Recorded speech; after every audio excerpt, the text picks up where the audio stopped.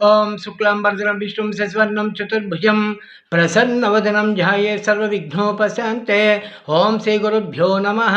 హరి ఓం. వందే శంభువుమాపతిం సురగురుం వందే జగత్కారణం వందే పన్నగభూషణం మృగధరం వందే పశూనాం పతిం వందే సూర్యశశాంకవహ్నినయనం వందే ముకుందప్రియం వందే భక్తజనాశ్రయం చ వరదం వందే శివం శంకరం.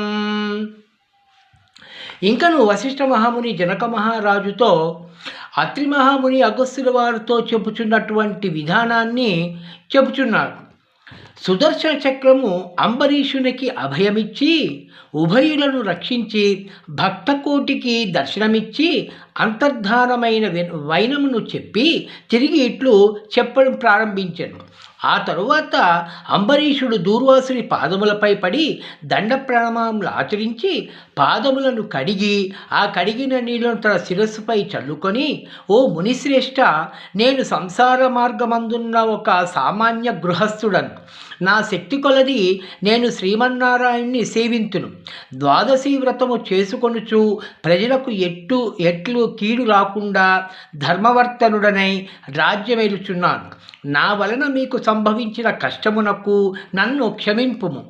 మీ ఎడల నాకు అమితమైన అనురాగముండుట చేతనే తమకు ఆతిథ్యమియ్యవలవని ఆహ్వానించి తిని. కావున నా ఆతిథ్యమును స్వీకరించి నన్నును నా వంశమును పావనము చేసి కృతార్థుణ్ణి చేయమని ప్రార్థించను. మీరు దయార్ద్ర హృదయుడు. ప్రథమ కోపముతో నన్ను శపించినను మరల నా గృహమునకు విచ్చేసిరి. నేను ధన్యుడనైతిని. నీ రాక వలన శ్రీ మహావిష్ణువు యొక్క సుదర్శనము చూచు భాగ్యము నాకు కలిగినది. అందువలన నేను మీకు ఉపకారము మరువలేకున్నాను. మహానుభావ, నా మనస్సు సంతోషముతో స్తుతింపవలెనో నా నోట పలుకులు రాకున్నవి. నా కండ్ల వెంట ఆనంద బాష్పములతో తమ పాదములను కడుగుచున్నాను. తమకు ఎంత సేవ చేసినను ఇంకనూ రుణపనియుందును.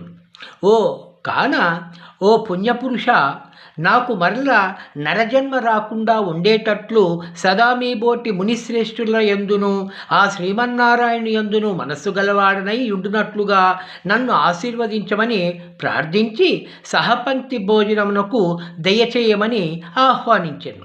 ఈ విధముగా తన పాదములపై పడి ప్రార్థించుచున్న అంబరీషుని ఆశీర్వదించి, రాజా, ఎవరు ఎదుటివారు బాధను నివారణ గావించి ప్రాణములు కాపాడుదురో, ఎవరు శత్రువులకైనను శక్తి కలుగు ఉపకారము చేయుదురో అట్టివారి తండ్రితో సమానమని ధర్మశాస్త్రములు తెలుపుచున్నవి. నీవు నాకు ఇష్టుడవు, తండ్రితో సమానమైన వాడవు. నేను నీకు నమస్కరించినచో నాకంటే చిన్నవాడగుట వల్ల నీకు ఆయుక్షీణము కలుగును. అందుచేత నీకు నమస్కరించుట లేదు. నీవు కోరిన ఈ స్వల్ప కోరికను తప్పక నెరవేర్చెదను.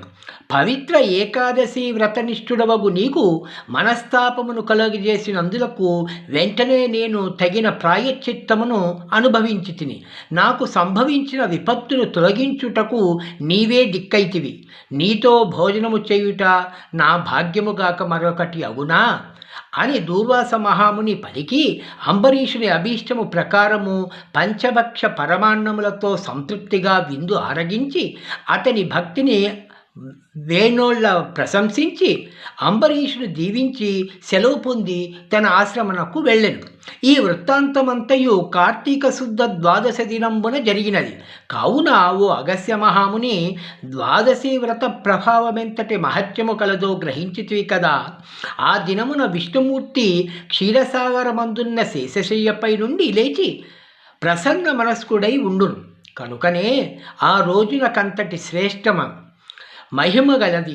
ఆ దినము చేసిన పుణ్యము ఇతర దినములలో పంచదానములు చేసినంత ఫలమును పొందును. ఏ మనుజుడు కార్తీక శుద్ధ ఏకాదశి రోజున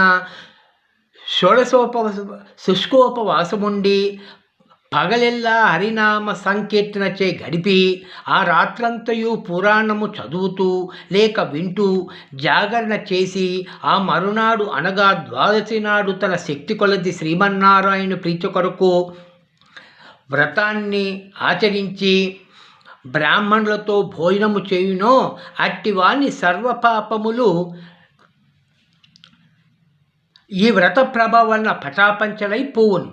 ద్వాదశి దినము శ్రీమన్నారాయణకు ప్రీతికరమైన దినము కనుక ఆనాడు ద్వాదశి గడియలు తక్కువగా ఉన్నను ఆ గడియలు దాటకుండగానే భుజింపవలెను. ఎవరైతే వైకుంఠములో స్థిర నివాసం ఏర్పరచుకొని ఉండాలని కోరిక ఉండునో అట్టివారు ఏకాదశి వ్రతము ద్వాదశి వ్రతము రెండునూ చేయవలెను. ఏ ఒక్కటియూ విడవకూడదు. శ్రీహరికి ప్రీతికరమగు కార్తీక శుద్ధ ద్వాదశి అన్ని విధములుగా శ్రేయస్కరమైనది. దాని ఫలితము గురించి ఎంత మాత్రము సంశయింపకూడదు. మర్రి చెట్టు విత్తనము చాలా చిన్నది అయినను అదే గొప్ప వృక్షమైన విధముగా కార్తీక మాసములో నియమానుసారముగా చేసిన ఏ కొంచెము పుణ్యమైనను అది అవసాన కాలమున యమదూతల పాలు కానియక కాపాడును. అందులకే ఈ కార్తీక మాస వ్రతము చేసి దేవతలే కాక సమస్త మానవులు తరించిరి అని స్కాంద పురాణమందలి వశిష్ఠ ప్రోక్త కార్తీక మహత్యమందలి 29వ అధ్యాయము సమాప్తము. సర్వే జనా సుఖినో భవంతు. ఓం శాంతి శాంతి శాంతి. శుభం.